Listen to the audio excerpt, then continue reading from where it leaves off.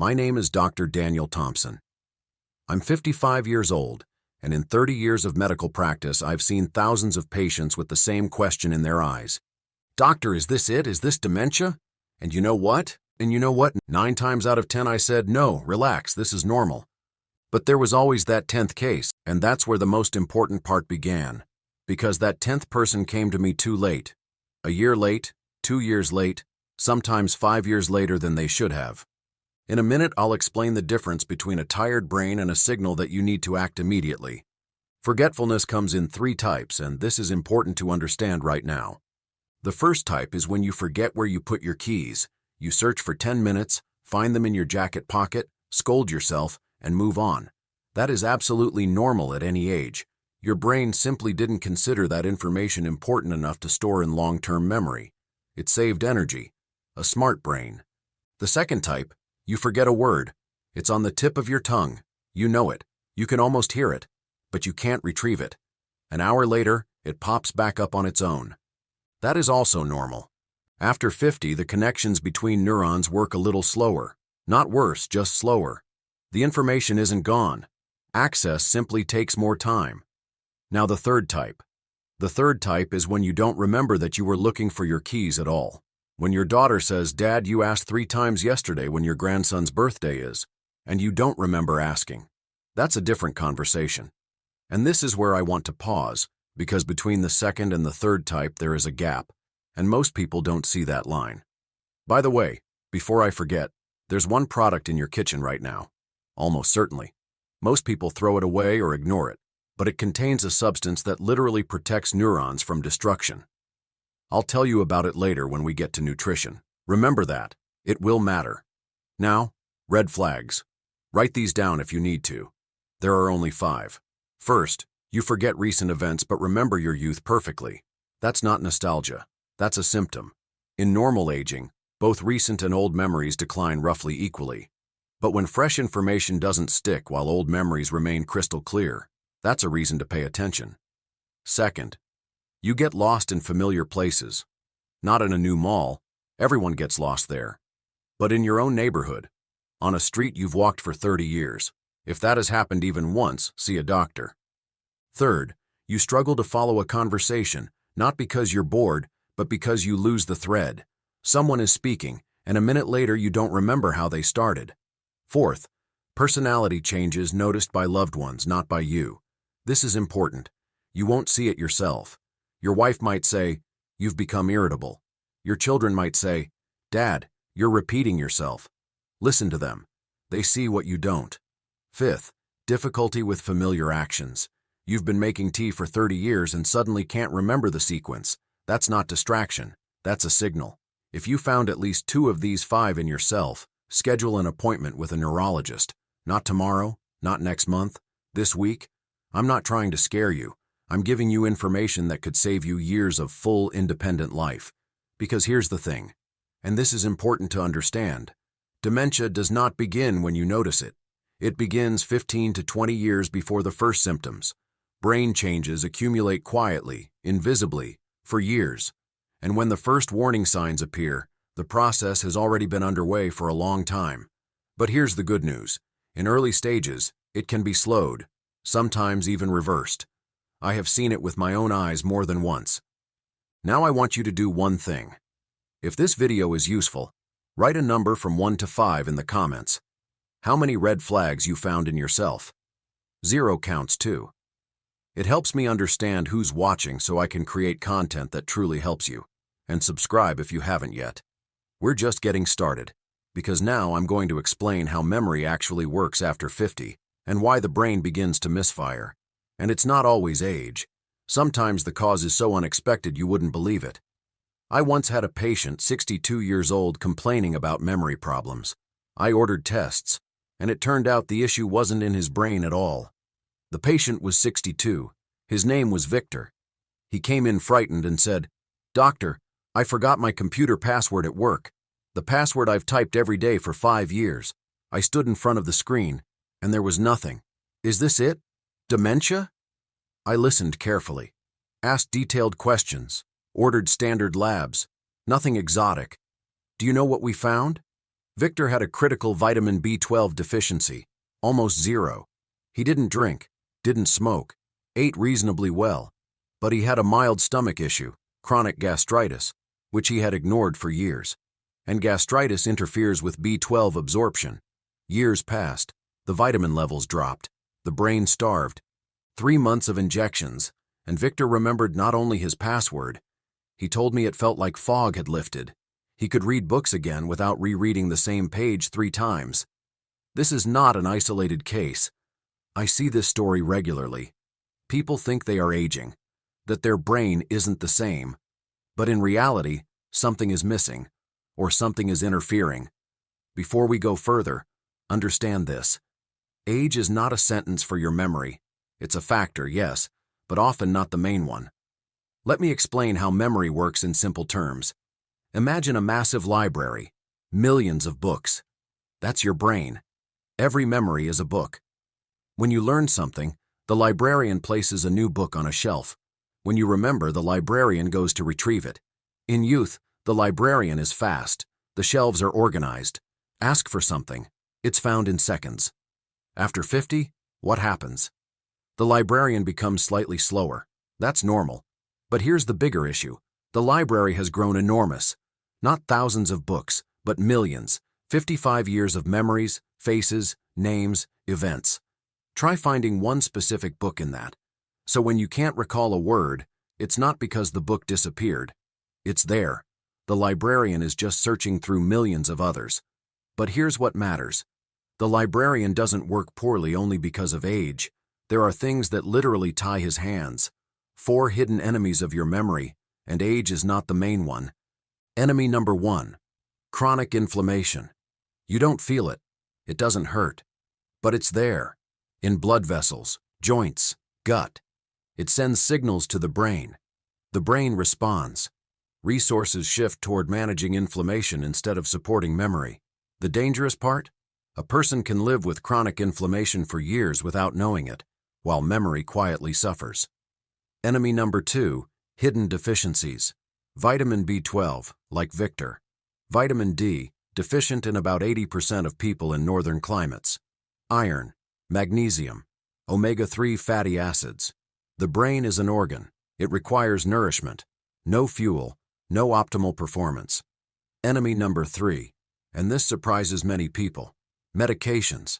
Yes, the same pills prescribed by doctors. Certain blood pressure medications, sleeping pills, antihistamines, some antidepressants. They can affect memory. Not always. Not in everyone.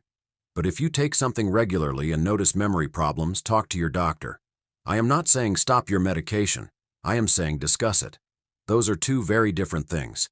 Enemy number 4, and the biggest one, stress. Chronic, constant background stress that you've become so used to you don't even notice it. When you are stressed, your body produces cortisol. In small doses, it's useful, necessary. But when cortisol stays elevated for months and years, it literally damages cells in the hippocampus, the memory center of the brain, the librarian. You can take vitamins, eat perfectly, do brain exercises. But if you live in chronic stress, all of that works at half power. And this brings us to something connected to everything we've discussed. Concentration. Memory and concentration are not separate processes. They are links in the same chain. If you cannot focus, you cannot encode information. Physically cannot. The librarian cannot place the book on the shelf if you're distracted when handing it over. Here's what's interesting. Concentration problems after 50 are not necessarily a sign of brain aging. Often they signal something else entirely, and it can be tested. There's a simple 2-minute test. No appointments, no purchases. You can do it right now at home, and it reveals something no neurologist can see during a routine visit. I'll give you that test. But first, you need to understand why it works and what it measures. Without understanding, the test is useless. Do you know why most people misunderstand their memory problems? Because they confuse consequence with cause. Someone comes in and says, "I forget everything." When I ask deeper questions, it turns out they don't forget. They never encoded the information in the first place. Those are 2 completely different processes. Let me explain. You read a page in a book. You reach the bottom, and you don't remember what it was about. You think your memory failed, but memory had nothing to do with it. You simply weren't concentrating. So before treating memory, check concentration. The problem may be there. Now I'll give you the test, simple, honest, 2 minutes of your time. Ready? Ready? You will count backward from 100, subtracting 7 each time, 100, 93, 86, and so on. Count out loud or silently. It doesn't matter. What matters is that you don't stop, don't lose track, and time yourself. Start now. 100 minus 7. Go. Pause the video if you want to do it honestly. Done? Now look at the result. If you reached 0 or close to 0 without a single mistake or delay, your concentration is fine. Exhale. If you stumbled once or twice but corrected yourself, that's normal for age 55 plus. The brain simply works a bit slower. But if you got stuck, confused, couldn't continue, or needed more than 2 minutes for simple subtraction, that's a signal. Not panic. A signal. This test is called serial sevens. Neurologists worldwide use it for primary cognitive screening. Now you can do it yourself once a month and monitor changes. But the result alone means nothing unless you understand what's behind it. There are 3 types of concentration impairment. Each has its own cause and solution. Type 1. Scattered attention. You start something and 5 minutes later you're thinking about something else. You open the fridge and forget why. You begin reading and after one paragraph your thoughts drift. Most often this is overload. Informational, emotional. Your brain is trying to process too much and ends up processing nothing well. The solution is not brain training. It's unloading. Fewer news feeds, fewer switches, more pauses. It sounds simple. Almost no one does it. Type 2. Difficulty sustaining attention. You can focus, but not for long. After 10-15 minutes, you're drained. This is interesting because often it's not about the brain at all. It's about the body, blood sugar levels, oxygenation, sleep quality. Yes, sleep. And I'm about to say something that may surprise you. If you sleep 6 hours and think that's enough, you're probably wrong. And your concentration suffers first, long before your memory does. But we'll get to sleep in a moment because sleep is a separate, massive topic. And there are things about it that are rarely discussed during a standard neurology appointment. Not because doctors are hiding something. There's simply no time. 15 minutes per patient. No room for detailed sleep science. Type 3 of concentration impairment. The most concerning.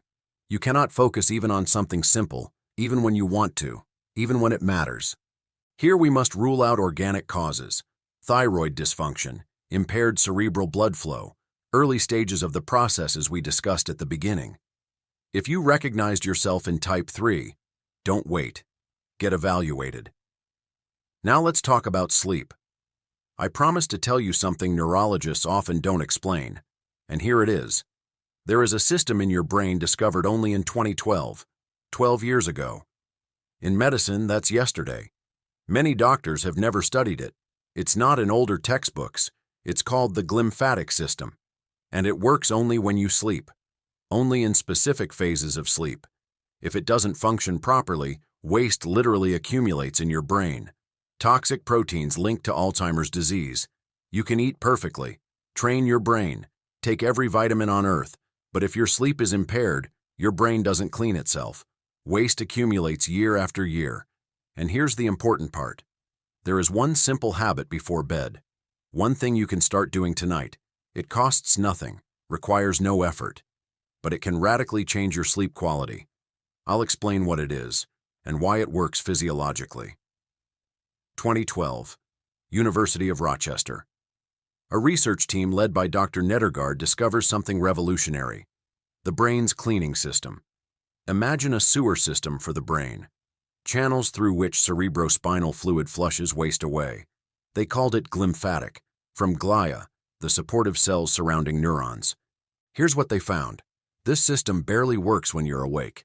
It activates fully only during deep sleep, specifically slow-wave sleep. What does it remove? Beta amyloid, the protein that accumulates in Alzheimer's disease. Tau protein, other metabolic toxins from neurons. Imagine a city where garbage collection stops. 1 day, 2 days, a week. What happens? That's what happens in a brain that doesn't receive quality deep sleep. Now you understand why 6 hours isn't enough. It's not about total hours. It's about deep sleep time. In 6 hours, you often don't get enough of it. The brain doesn't have time to clean itself. Now, the habit. It's so simple you might not believe it. Your sleep position. Yes, the position in which you sleep affects how efficiently the glymphatic system works. 2015.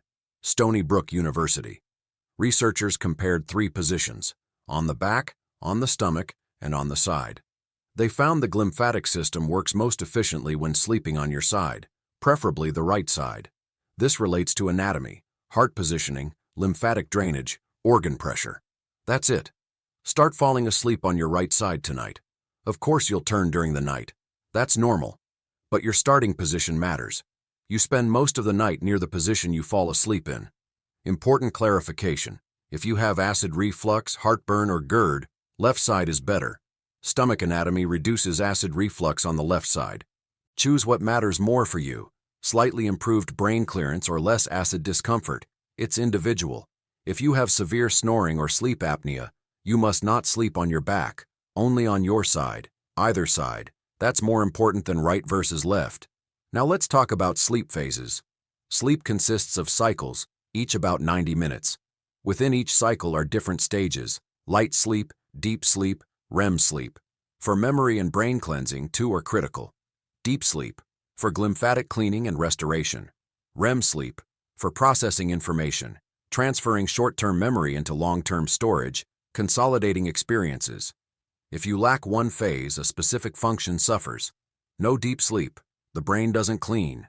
No REM, memory processing fails. Now, what destroys these phases? Alcohol.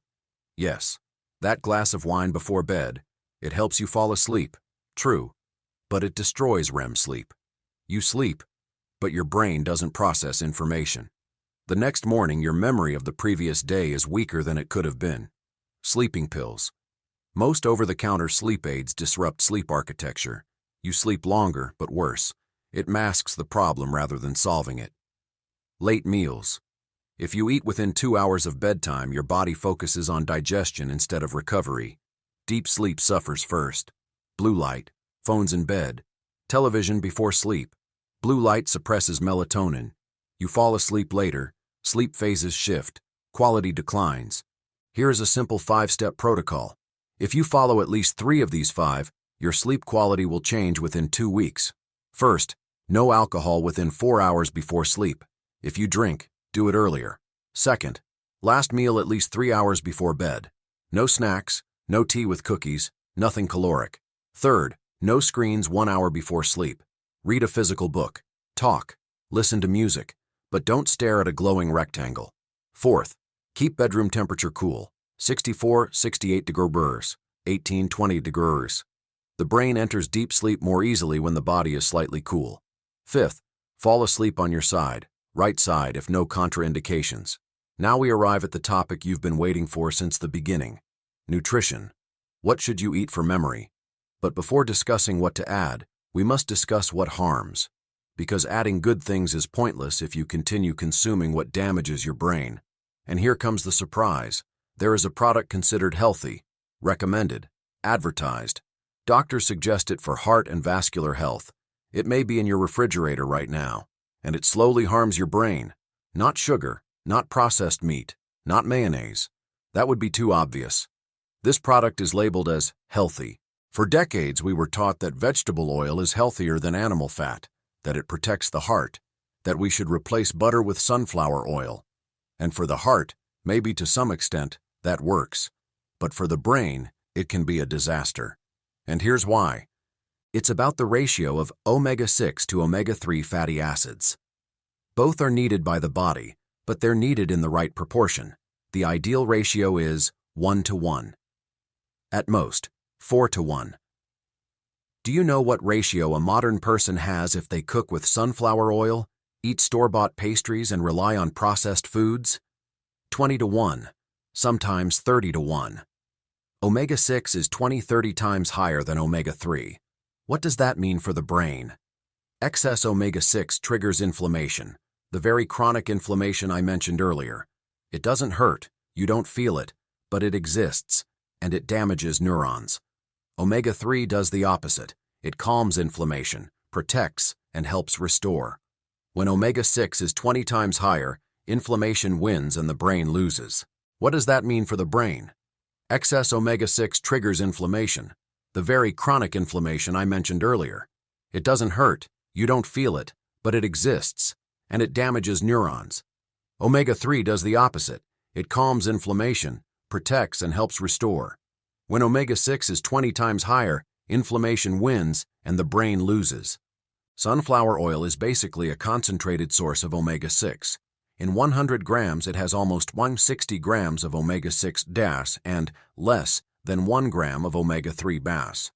A ratio of 70 to 1 DAS SER. Every time you fry potatoes in sunflower oil, you shift the balance the wrong way. So what should you do? For frying, extra virgin olive oil, or clarified butter, ghee, or coconut oil for high temperatures. For salads, flaxseed oil or olive oil. Sunflower oil, remove it entirely or reduce it to a minimum. Important, if you have gallstones, be careful with fats. Don't change your oil type abruptly. Do it gradually, little by little, watching how you feel, ideally under a doctor's supervision. Now 3 more enemies, less obvious. First enemy, processed meat. Sausage, hot dogs, bacon, ham, anything industrially processed. 2 problems there. Nitrites. Preservatives that can convert into nitrosamines in the body, carcinogens that are also toxic to the brain, and are trans fats, added for texture and shelf life. A 2021 study with over 20,000 participants found that those who ate processed meat daily had about 25% higher risk of dementia. A quarter is a lot. I'm not saying never eat sausage, I'm saying not every day, and understand that it's not brain food. Second enemy, sugar in hidden forms. You might avoid candy and cake, but sugar still gets in. Ketchup, fruit yogurt, granola, juices, even freshly squeezed, bread, sauces. When sugar comes in constantly, even in small doses, insulin stays elevated. Chronically high insulin damages brain vessels and creates insulin resistance, a condition some researchers call type 3 diabetes, brain diabetes, a direct road toward dementia. Third enemy, and for many this will hit hard, fruit juices. Yes, even freshly squeezed, even homemade, even with no added sugar. When you eat an orange, you get sugar along with fiber. Fiber slows absorption, so sugar enters the bloodstream gradually. When you drink juice, there's no fiber. Sugar absorbs instantly. A hit to the pancreas, an insulin spike, then blood sugar drops, then hunger, then more food. A glass of orange juice contains the sugar of 4 or 5 oranges. You wouldn't eat 5 oranges at once, but drinking that is easy. A 2019 Harvard study, 1 glass of juice a day increases dementia risk by 16% yuan. 1 glass every day. Notice what all these enemies have in common? Inflammation and insulin. 2 main mechanisms through which diet damages the brain. Everything else is details. If a product causes chronic inflammation, it's a brain enemy. If it causes insulin spikes, it's a brain enemy. If it does both, like sweet pastries made with sunflower oil, it's a double enemy. Remember this formula. With it, you can evaluate any product yourself, even if I never mentioned it. I know this is starting to sound gloomy. You can't eat this, you can't eat that, everything is harmful. But wait, now we move to the good part. What protects, what restores, what truly works. And I'll tell you not only about food supported by studies, I'll tell you what I personally eat every day.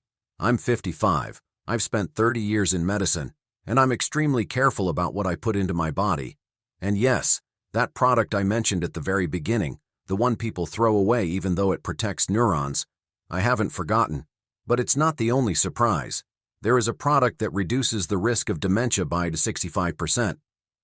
Not 5, not 10, 65%. It costs almost nothing. It's sold in every store. Egg yolk.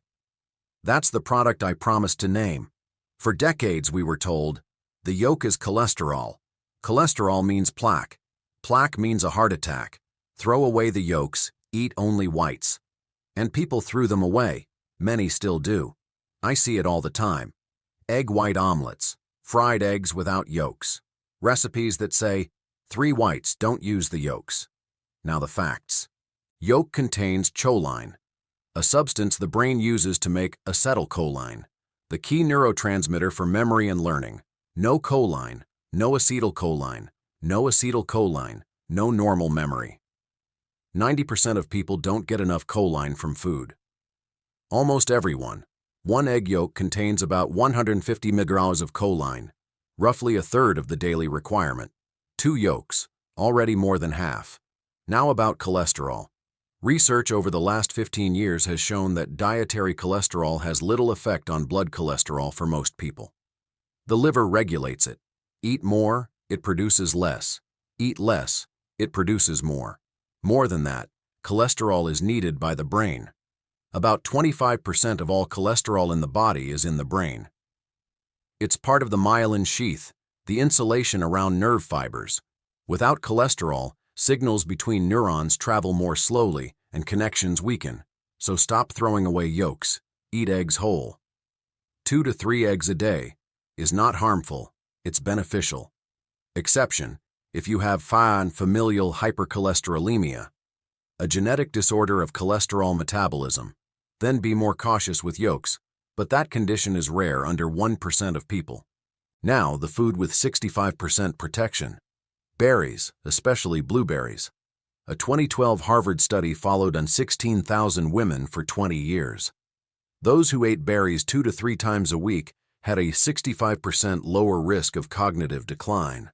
Not blueberry extract supplements, not capsules. Regular berries, fresh or frozen, it doesn't matter.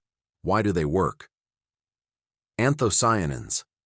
The pigments that give berries their blue and purple color. They cross the blood-brain barrier and work directly in the brain, reducing inflammation, protecting neurons from oxidative stress, and improving connections between cells. How much do you need?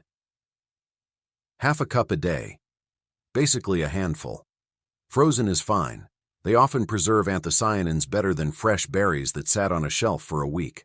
5 more foods that have proven brain protection, short and specific. Fatty fish. Salmon, mackerel, herring, sardines. A source of omega-3 in the form the brain absorbs best. DHA, docosahexaenoic acid. At least 2 to 3 times a week. Important, if you have gout, be careful with fatty fish. It contains purines. Eat it less often and in smaller portions. Nuts, especially walnuts. A handful a day, not salted, not fried, raw or dried. Leafy greens. Spinach, arugula, lettuce, cabbage, every day. Folate, vitamin K, lutein, all essential for the brain. Extra virgin olive oil. 1 tablespoon a day, not for frying, for salads, porridge, finished dishes. The polyphenols in olive oil are powerful anti-inflammatory protection. Turmeric. Its curcumin is one of the most studied brain protective compounds, but there's a nuance. It absorbs poorly on its own. You need black pepper. It increases absorption by 20 times. And you need fat, because curcumin is fat-soluble. The ideal combo. Turmeric plus black pepper, plus olive oil. Now what I eat myself. My typical day.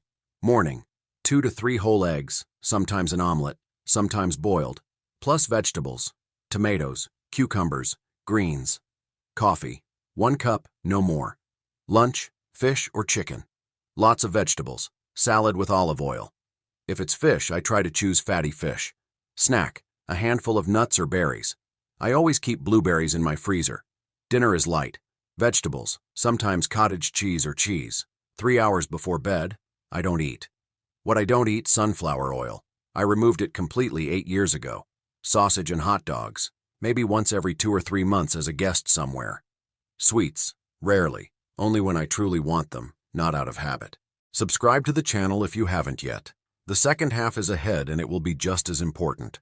And one more thing, I also have a Telegram channel. There I post short tips, answer questions, and share what doesn't fit into a YouTube video. The link is in the description and in the pinned comment. Join us. Now, movement. Everyone knows physical activity is good for the brain. That's not news. But very few people know which activity works best. You've been told, do crosswords, play chess, memorize poems. Yes, that trains the brain. But there is one type of exercise that works better than any crossword, one that triggers the growth of new neurons. Yes, they grow even after 50. This has been proven. And it increases the volume of the hippocampus, the very center of memory. And it's not what you think. Not chess, not puzzles, not even learning languages. It's a specific aerobic load with specific parameters. How much, how often, and at what intensity. I'll tell you exactly what it is and explain the science behind it, because once you understand why it works, you will start doing it. So, the exercise.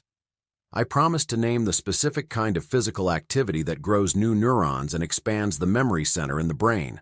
Not crosswords, not chess, not brain training apps. It's aerobic exercise. Sounds simple? Wait, the devil is in the details. Not every kind of activity works, and not every aerobic effort produces the effect.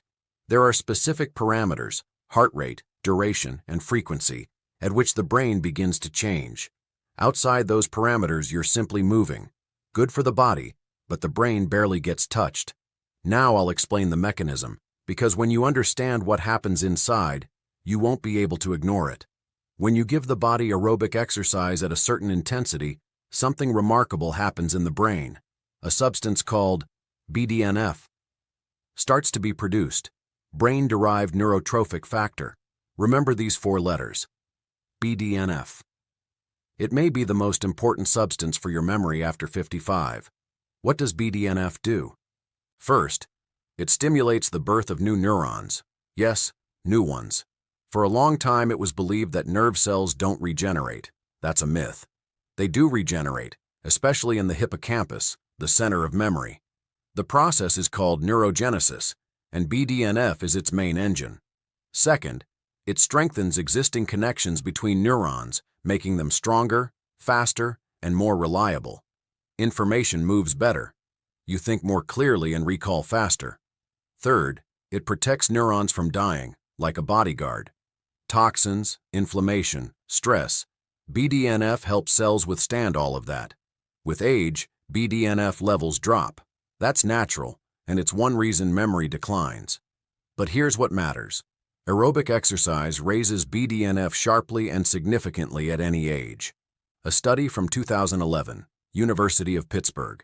People aged 55 to 80. One group walked briskly 3 times a week for 40 minutes. Another group did stretching, also 3 times a week, also 40 minutes. A year later, researchers measured hippocampal volume. In the stretching group, the hippocampus shrank by 1.5%. That's normal for aging. The brain shrinks, hard to avoid. In the walking group, the hippocampus increased by 2%. It didn't just slow down shrinkage, it grew. They reversed age-related change. 2% is roughly 1 to 2 years of brain aging reversed in 1 year of training. Now the exact parameters. Intensity is the key. A light stroll doesn't work. You need an intensity where your heart beats noticeably faster but not at the limit. The guideline is your pulse. The formula is simple. 180 minus your age is the upper boundary. The lower boundary is 20 beats below the upper. You're 55, 180 minus 55 is 125. That's the ceiling. Lower boundary is 105. Your working range is 105 to 125 beats per minute. You're 65. The upper boundary is 115. The lower is 95. You work inside that corridor. How do you measure it? A fitness band, smartwatch, or the old way? Stop. Find your pulse on the wrist, count beats for 15 seconds, multiply by 4. There's also a simple test without measuring. If you can talk during the effort but cannot sing, the intensity is right. If you can sing, it's too easy.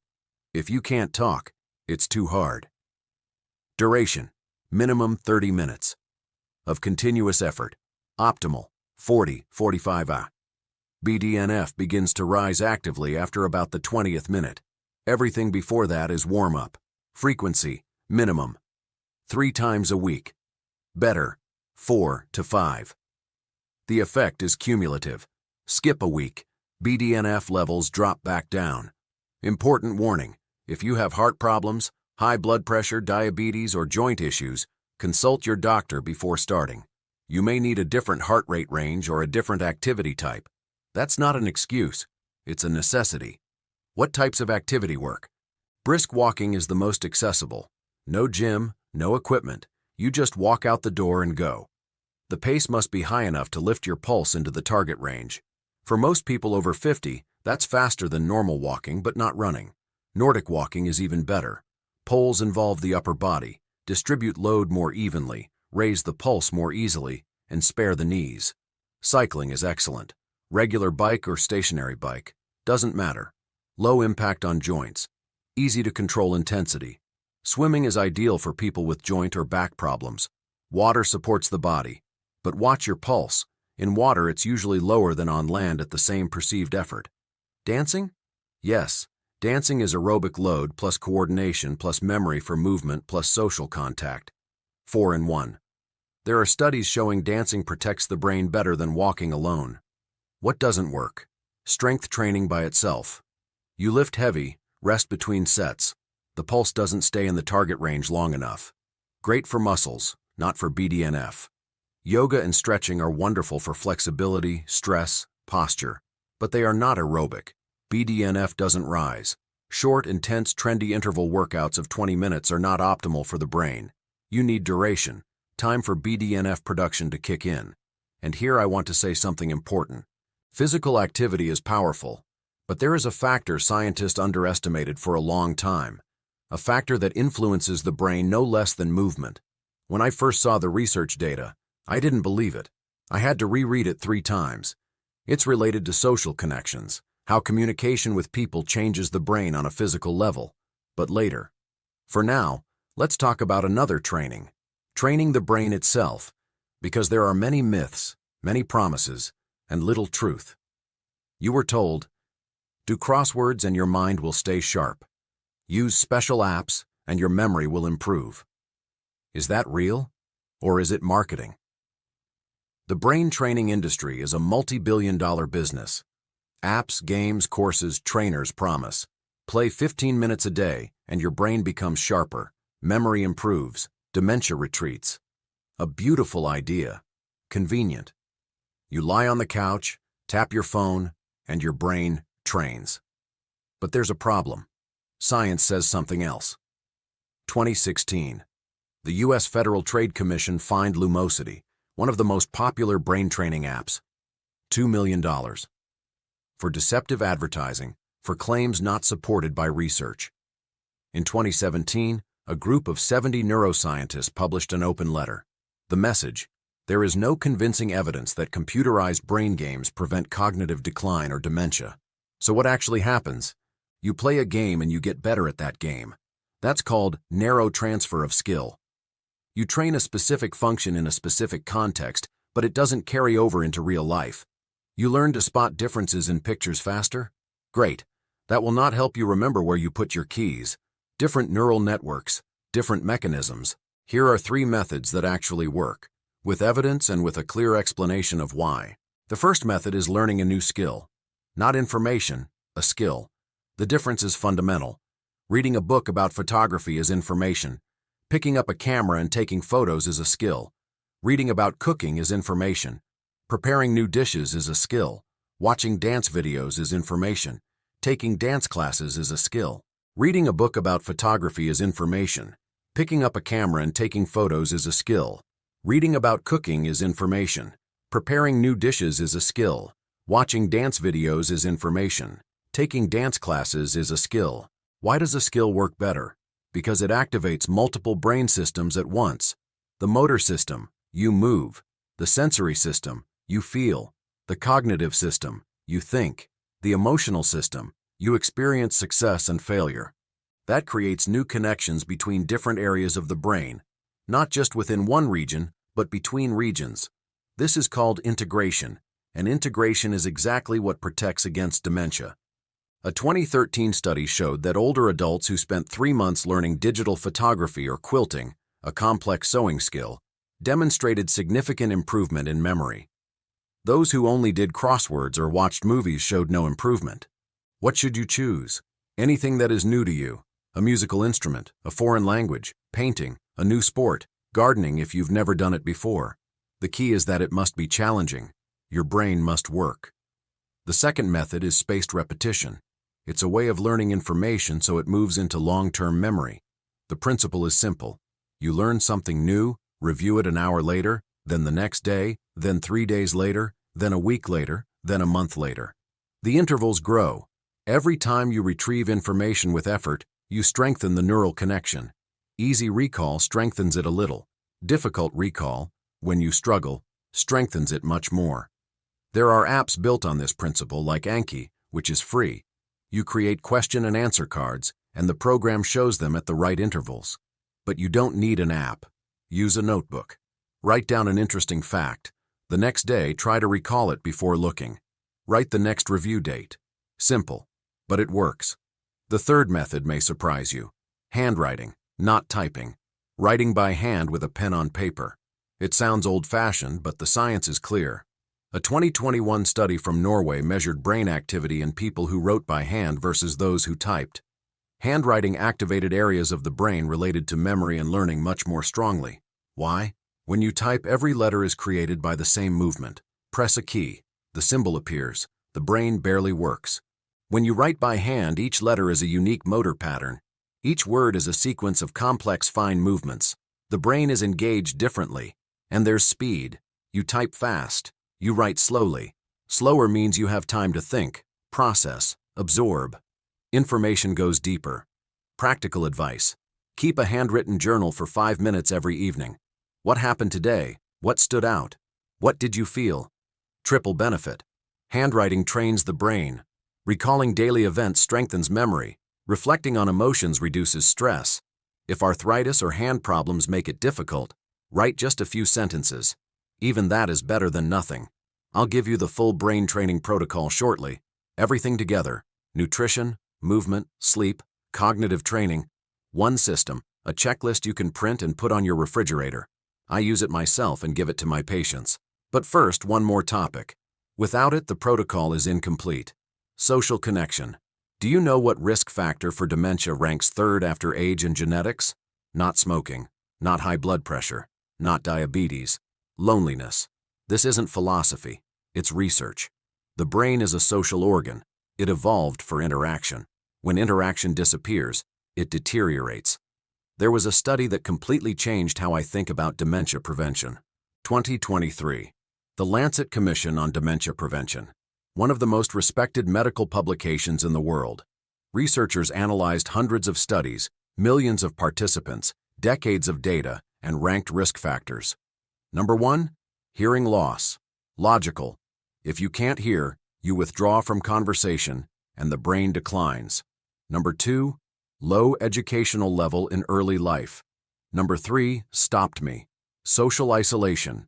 Higher than smoking, higher than hypertension, higher than diabetes, higher than obesity, higher than depression.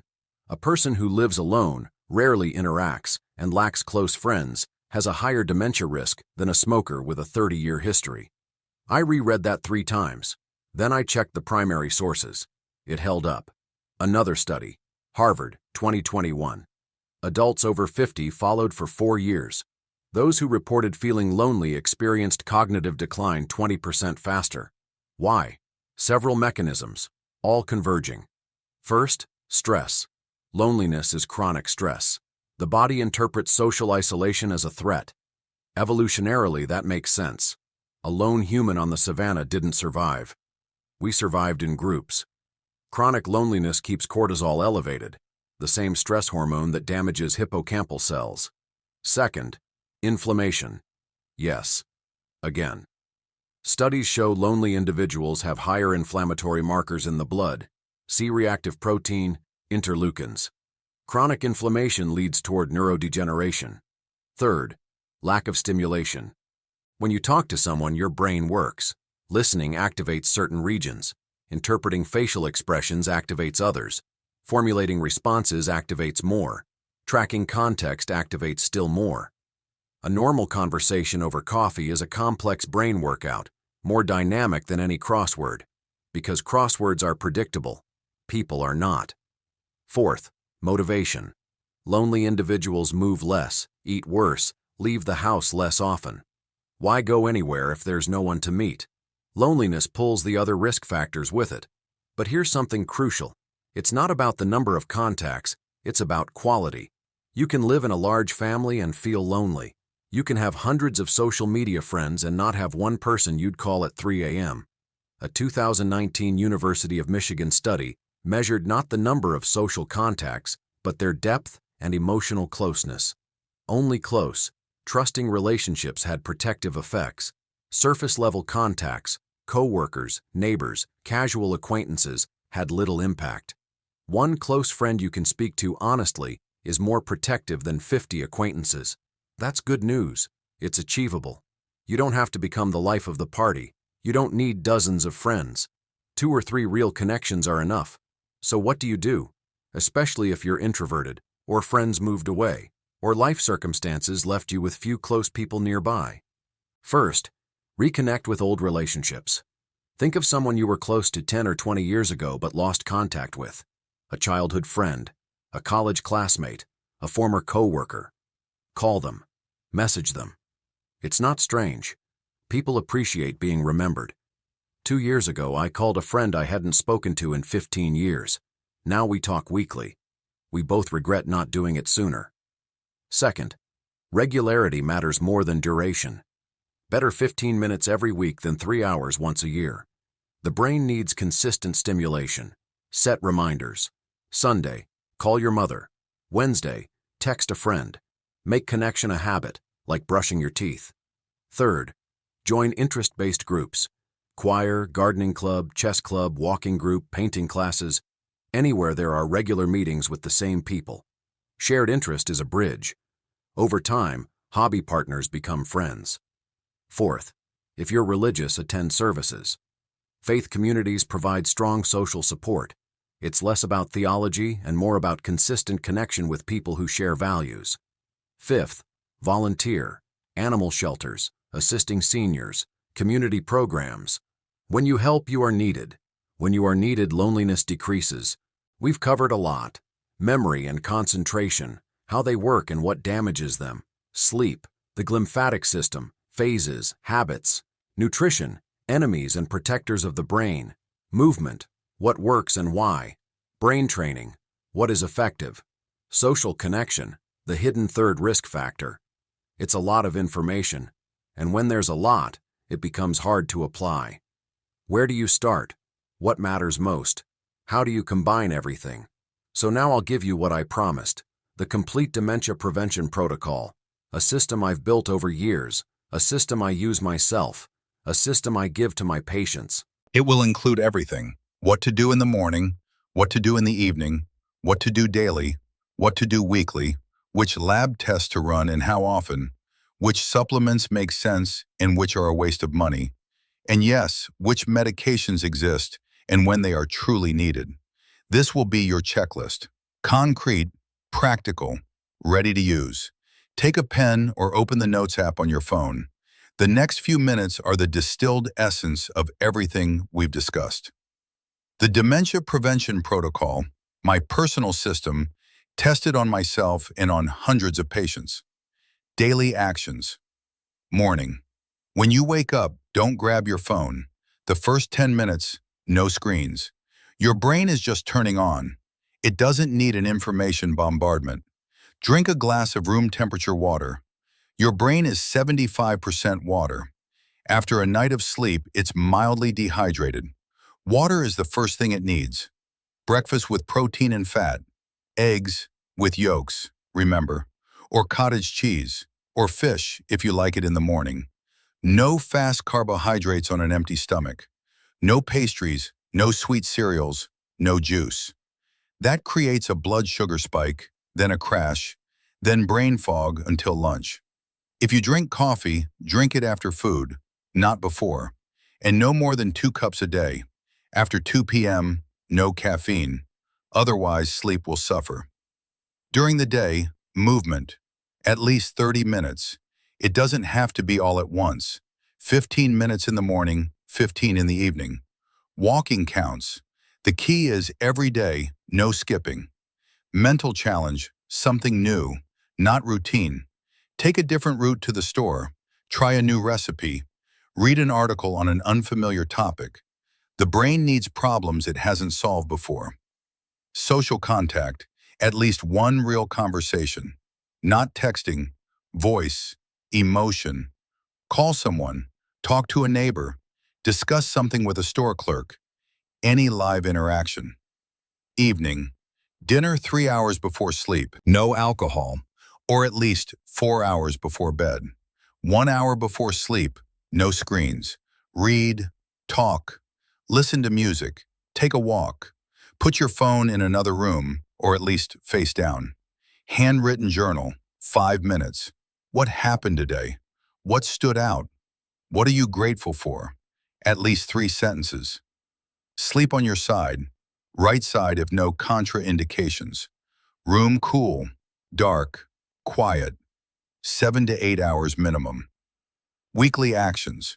Intensive aerobic training, the one we discussed. Heart rate 130 to 140, adjusted for age. 30 to 40 minutes. At least once per week, ideally 2 to 3 times. Fatty fish 2 to 3 times per week. Mackerel, herring, sardines, salmon. That's your omega-3 dose. Deep conversation with someone close, not rushed. Sit down, talk about something meaningful. Concentration test, serial 7s. 100 minus 7 down to 0. Track progress monthly. If it's worse than last month, that's a signal. Progress in your new skill. If learning a language, how many new words this month? If playing an instrument, a new piece, there must be forward movement. Once a year, medical check. Write this down. Complete blood count, hemoglobin, iron, fasting glucose and HbA, 1C, vitamin B12, vitamin D, target 40 to 60 nanograms per milliliter. Homocysteine, under 10 micromoles per liter. Lipid panel. Thyroid function, TSH, free T4. After 60, annual neurologist visit, even if you feel fine. Supplements. What makes sense? Omega-3 if you don't eat fish regularly. Minimum 1,000 milligrams combined. DHA plus EPA daily. Vitamin D, only if deficient, dose guided by labs. Magnesium, citrate or glycinate, if stress, cramps, poor sleep. B-complex, especially after 60. What does not work? Ginkgo biloba, no solid preventive effect. Over-the-counter nootropics without medical supervision, weak evidence. Curcumin capsules, questionable absorption, better in food. Medications. Is there a pill that prevents dementia? No. There are medications for diagnosed dementia. Donepezil, memantine, rivastigmine. They slow progression, not stop it. Prevention is lifestyle. That's it. Control hypertension, control diabetes, treat depression, treat sleep apnea. Now the most important part. Start today. Not tomorrow, not Monday. Today. Pick 3 things from this list. Just 3. Eat eggs for breakfast. Call a friend. Go to bed on your side. Add 3 more next week. I want to finish with a story that changed how I see dementia prevention. He was 78 when he came to me. His wife brought him. She said, he's not himself anymore. He gets lost in his own house. He doesn't remember the grandchildren's names. I ran the tests. The results were bad. He couldn't subtract from 100. Didn't know the year. Named a president who had died 20 years earlier. Honestly, I thought this was the end. His name was Nikolai Petrovich, a retired engineer, built bridges across the country. His wife Tamara held his hand like a child. I prepared for a difficult conversation, but Tamara looked at me and said, "Doctor, I'm not giving him up. Tell us what to do. We will do everything." We ran full labs, vitamin B12, nearly 0, vitamin D, severe deficiency, thyroid barely functioning, 3 simultaneous hits to the brain. We corrected everything: injections, hormone support, monitoring. But that was only part of it. Tamara changed his diet completely. Eggs every morning, fish 3 times a week, blueberries daily, no sugar, no juice, no sunflower oil. She walked with him every day, at first just to the bench outside. A month later, around the block. 3 months later, an hour walk. She found his old friends from 40 years ago, organized meetings. At first he sat silently, then fragments of stories began to return. She bought chess. He had loved chess when he was young. At first he forgot whose turn it was. She learned to play just to play with him. 1 game every evening. She kept a journal for him. Then he began writing himself. A year later he came to my office alone. He counted from 100 to 0 without a mistake. Named the current year. Named all 5 grandchildren. It wasn't a miracle. It was work. Daily. Relentless. Without weekends. He didn't become 40 again. That's not realistic. But he came back to life. He's 83 now. Still walks daily. Still plays chess. Still eats blueberries. Tamara told me, "I got my husband back." Why am I telling you this? Because people think, if it started, it's over. Too late. It's not true. Earlier is better. Prevention is easier than reversal. 55 is easier than 78, but it is never too late. The brain remains plastic until the last day of life.